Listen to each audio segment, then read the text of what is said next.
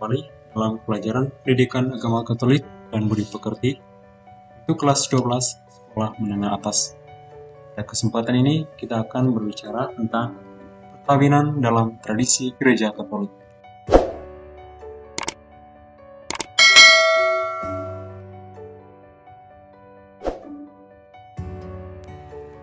Kita awali pelajaran kita pada hari ini dengan doa. Dalam nama Bapa dan Putra dan Roh Kudus. Amin. Allah Bapa yang penuh kasih, pujian syukur kami haturkan kehadirat-Mu atas anugerah kehidupan yang Kau berikan kepada kami. Bimbinglah kami, ya Bapa, dalam kegiatan pembelajaran tentang perkawinan dalam tradisi Katolik, sehingga kami sungguh memahami dan menghayatinya kelak. Doa ini kami sempurnakan dengan doa yang diajarkan Yesus Putra-Mu. Bapa kami yang ada di surga, dimuliakanlah nama-Mu, datanglah kerajaan-Mu, jadilah kehendak-Mu, bumi seperti di dalam surga. Berilah kami rejeki pada hari ini, dan ampunilah kesalahan kami, seperti kami pun mengampuni yang bersalah kepada kami, dan janganlah masukkan kami ke dalam pencobaan, tapi bebaskanlah kami dari yang jahat. Amin. Dalam nama Bapa dan Putra dan Roh Kudus. Amin. Perkawinan antara seorang pria dan wanita dalam agama apapun merupakan suatu peristiwa kehidupan manusia yang sangat sakral. Karena itu, tidak boleh dinodai atau dikhianati oleh siapapun dengan motif apapun. Sayang sekali bahwa dalam masyarakat kita sering mendengar atau menyaksikan pertikaian antara pasangan suami istri yang menimbulkan keretakan hubungan antara mereka. Tak jarang relasi suami istri yang sangat bersifat pribadi itu dibawa ke ranah publik. Pertama, para pesohor, entah artis, politisi, dan tokoh masyarakat dijadikan konsumsi masyarakat umum melalui infotainment di televisi atau sarana sosial media digital yang ini berkembang pesat. Pemberitaan media massa tentang kasus perkawinan dan berbagai latar belakangnya itu dapat menciptakan suatu pandangan masif dalam masyarakat bahwa perceraian suami istri merupakan hal yang biasa-biasa saja, bahkan dianggap sebagai suatu budaya dalam kehidupan modern. Adapun yang menjadi tujuan pembelajaran kita, melalui membaca Undang-Undang Nomor 1 Tahun 1974, pendidik dapat menjelaskan makna perkawinan. Melalui membaca kitab suci, peserta didik dapat menjelaskan makna perkawinan menurut kitab suci. Kejadian 2:18-5, Injil Markus 10:2-12. Melalui membaca dokumen gereja, peserta didik dapat menjelaskan sifat perkawinan menurut ajaran gereja. Kanonik 1055 dan Gaudium et Spes artikel 3a, 8 dan 52a. Kita mengamati gambar atau foto berikut secara cermat. Setelah mengamati gambar atau foto tadi secara cermat, berikut ini ada beberapa pertanyaan yang adik-adik harus katakan di buku kerja adik-adik sekalian. Apa makna gambar bahtera atau kapal berkaitan dengan perkawinan? Apa makna gambar cincin berkaitan dengan perkawinan? Apa makna gambar peraduan burung dengan perkawinan? Apa makna perkawinan menurut negara atau peraturan perundang-undangan? Mengapa orang harus bertukar cincin? Setelah adik-adik sekalian menjawab pertanyaan tadi, bandingkan jawaban adik-adik sekalian dengan penjelasan berikut. Makna perkawinan. Pertama, menurut peraturan perundang-undangan. Sebagai negara yang berdasarkan Pancasila, di mana sila yang pertama ialah ketuhanan yang Maha Esa, maka perkawinan mempunyai hubungan yang erat sekali dengan agama atau kerohanian. Sehingga perkawinan bukan saja mempunyai unsur lahir atau jasmani, tetapi juga unsur batin atau rohani. Undang-Undang Nomor 1 Tahun 1974 tentang perkawinan, Pasal 1 Undang-Undang berbunyi, perkawinan ialah ikatan lahir batin antara seorang pria dengan seorang wanita sebagai suami istri dengan tujuan membentuk keluarga atau rumah tangga yang berbahagia dan kekal berdasarkan ketuhanan yang Maha Esa. Membentuk keluarga yang bahagia erat hubungannya dengan keturunan yang merupakan tujuan perkawinan. pemeliharaan dan pendidikan anak menjadi hak dan kewajiban orang tua. Kedua, pandangan tradisional. Dalam masyarakat tradisional, perkawinan pada umumnya masih merupakan suatu ikatan yang tidak hanya mengikat seorang laki-laki dengan seorang wanita, tetapi juga mengikat kaum kerabat si laki-laki dengan kaum kerabat si wanita dalam suatu hubungan tertentu. Kawinan tradisional ini umumnya merupakan suatu proses mulai dari saat lamaran, lalu memberi mas kawin atau belis, kemudian peneguhan, dan seterusnya. Ketiga, pandangan hukum atau yuridis. Dari segi hukum, perkawinan sering dipandang sebagai suatu perjanjian. Dengan perkawinan, seorang pria dan seorang wanita saling berjanji untuk hidup bersama di depan masyarakat, agama, atau masyarakat negara yang menerima dan mengakui perkawinan itu sebagai sah. Keempat, pandangan sosiologi. Secara sosiologi, perkawinan merupakan suatu persekutuan hidup yang mempunyai bentuk, tujuan, dan hubungan yang khusus antar anggota, yang merupakan suatu lingkungan hidup yang khas. Dalam lingkungan hidup ini, suami dan istri dapat mencapai kesempurnaan atau kepenuhannya sebagai manusia, sebagai bapak, dan sebagai ibu. Kelima, pandangan antropologis. Perkawinan dapat pula dilihat sebagai suatu persekutuan cinta. Pada umumnya, hidup perkawinan dimulai dengan cinta. Ia ada dan akan berkembang atas dasar cinta. Seluruh kehidupan bersama sebagai suami istri didasarkan dan diresapi seluruhnya oleh cinta. Selanjutnya, mari kita menyimak makna perkawinan menurut kitab suci. Dari kitab Kejadian 2:18-25. Tuhan Allah berfirman, "Tidak baik kalau manusia itu seorang diri saja. Aku akan menjadikan penolong baginya yang sepadan dengan dia." Lalu Tuhan Allah membentuk dari tanah segala binatang hutan dan segala burung di udara.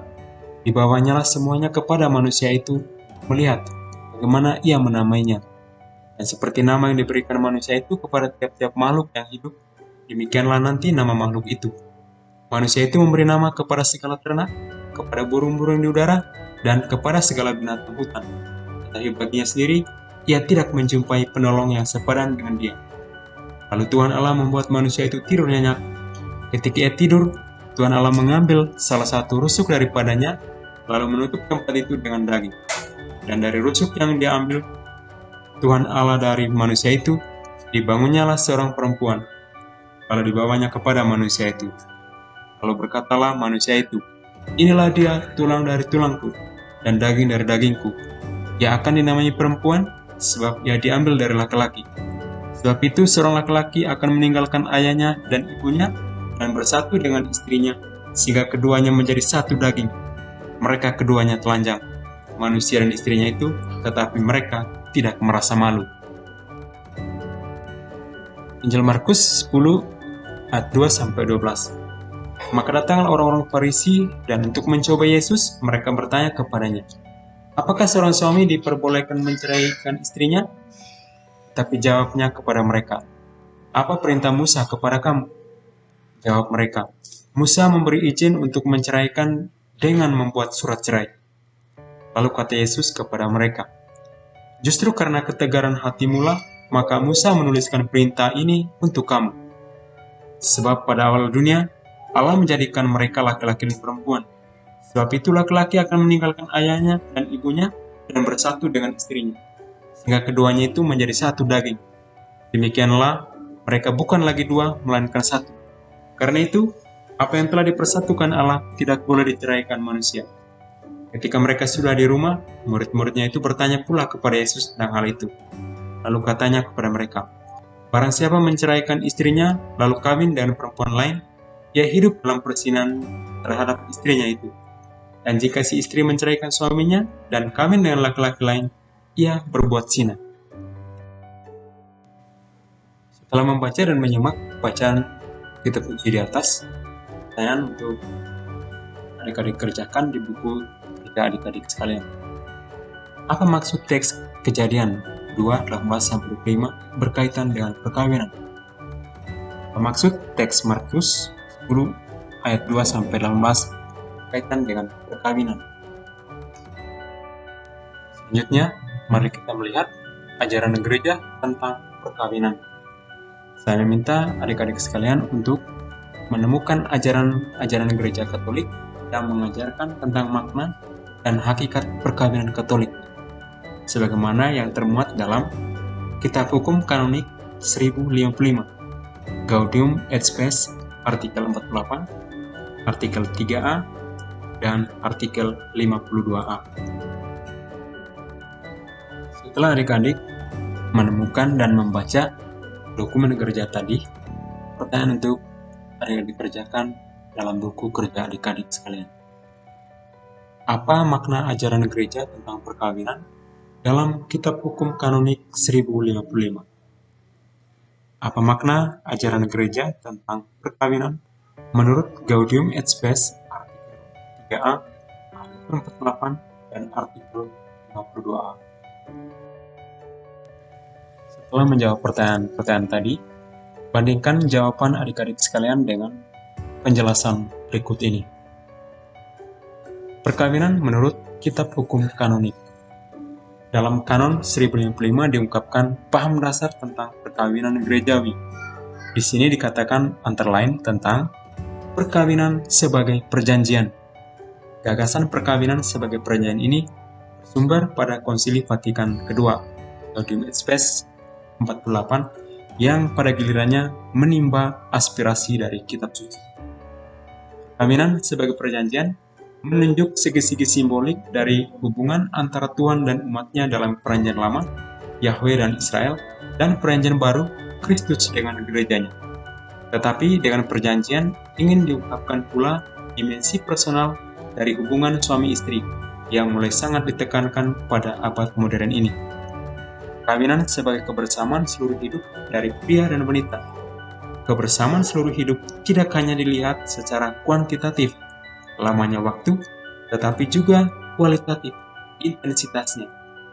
Kebersamaan seluruh hidup harus muncul utuh dalam segala aspeknya, apalagi kalau dikaitkan dengan cinta kasih.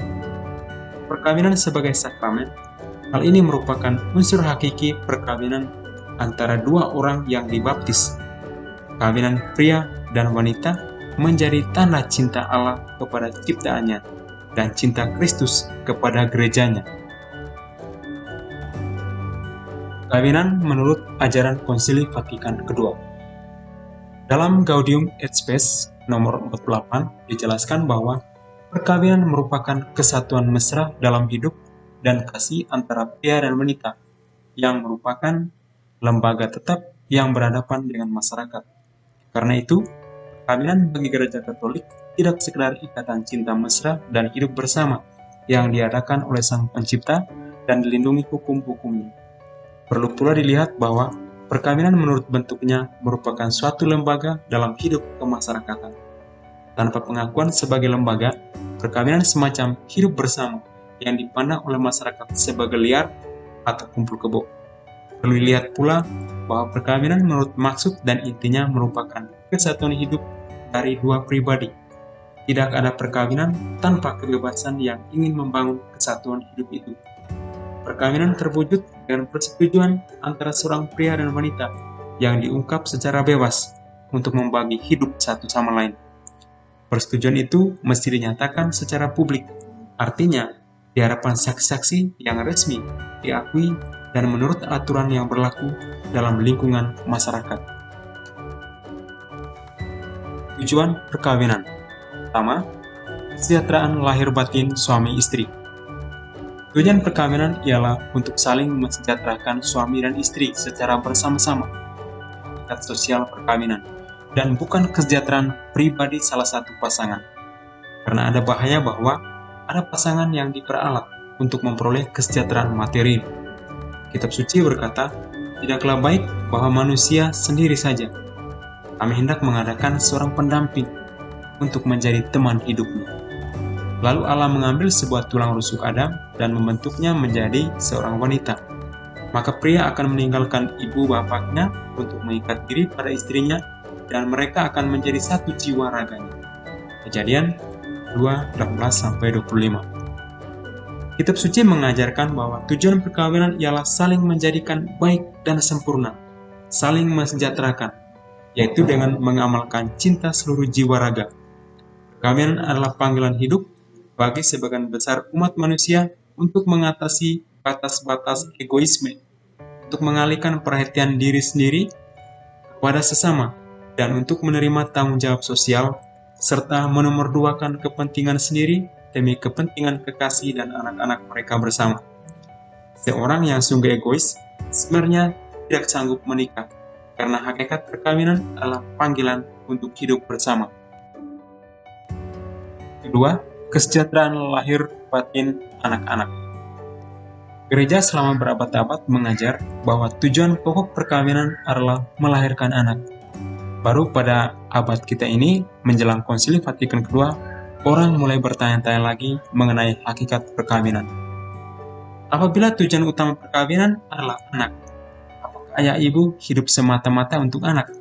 Bagaimana kalau tujuan perkawinan itu untuk mendapatkan keturunan tak dapat dipenuhi? Misalnya karena pasangan itu mandul.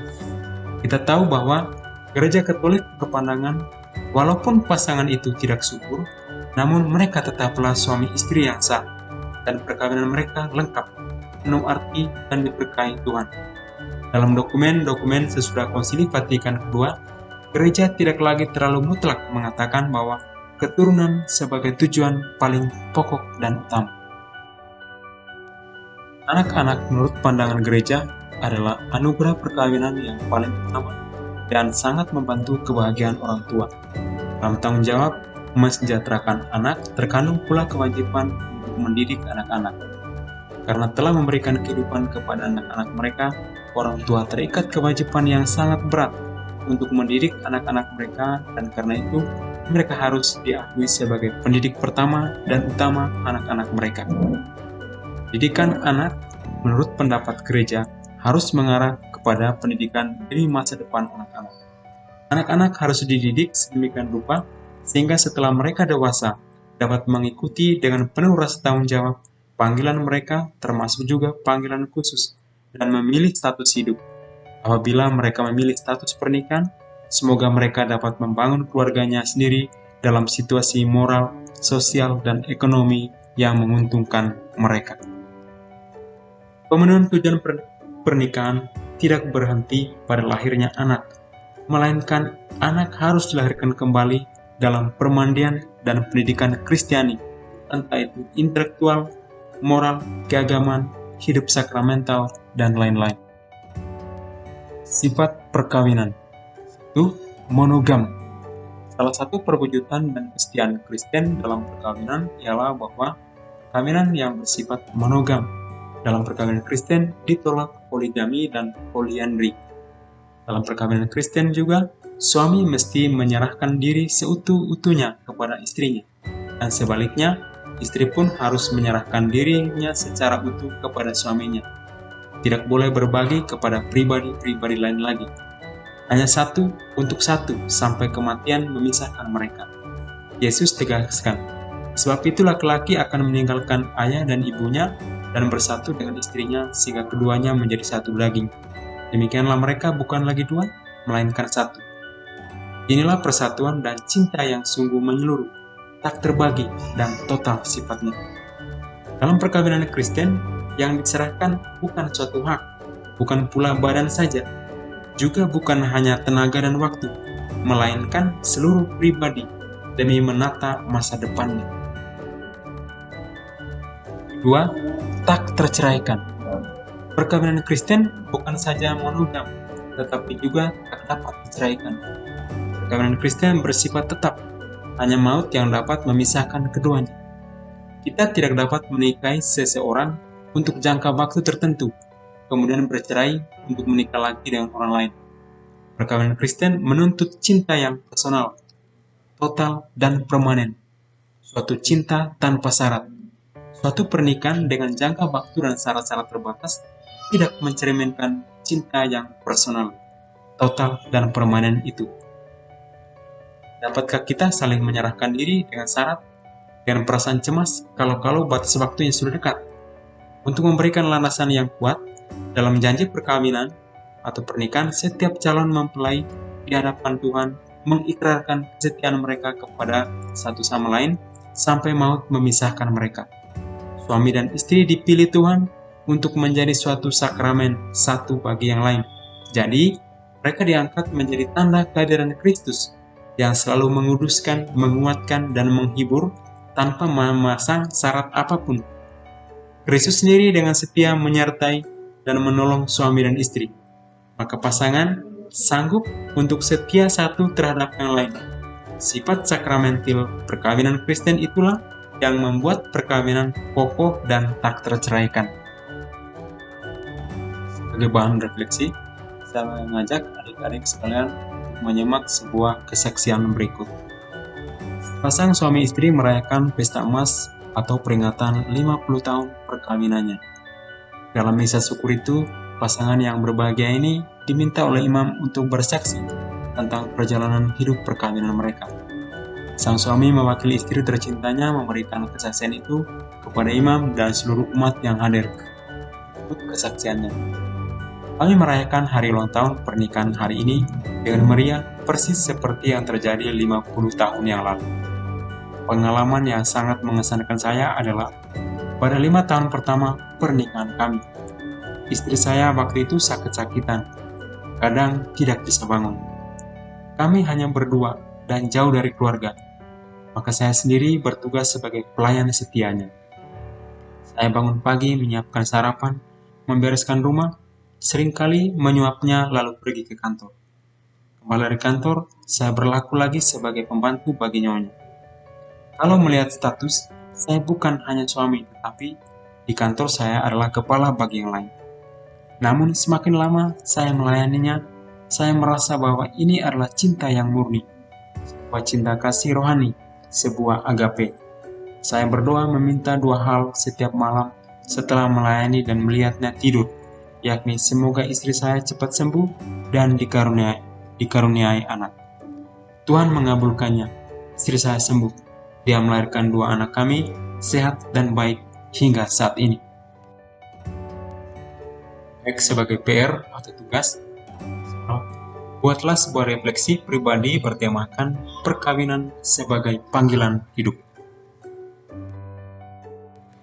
Kita akhiri pelajaran kita pada kesempatan ini dengan doa. Dalam nama Bapa dan Putra dan Roh Kudus. Amin. Ya Allah yang Maha Setia, Engkau telah menguduskan cinta kasih suami istri dan mengangkat perkawinan menjadi lambang persatuan Kristus dengan gereja. Semoga kedua suami istri Katolik semakin menyadari kesucian hidup berkeluarga dan berusaha menghayatinya dalam suka dan duka.